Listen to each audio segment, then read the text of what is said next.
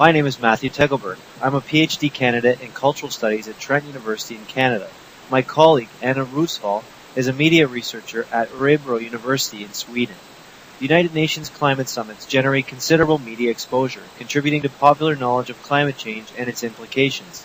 Our research examines how Canadian and Swedish news coverage of these summits frame climate change as an issue for polar indigenous peoples.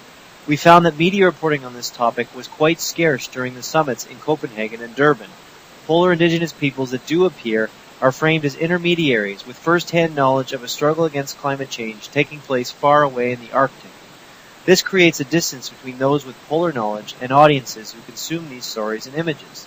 To narrow this gap, steps must be taken to use polar knowledge of climate change as a source for action. We consider what action is already being taken and suggest future actions to bring polar indigenous perspectives on climate change to the attention of popular audiences.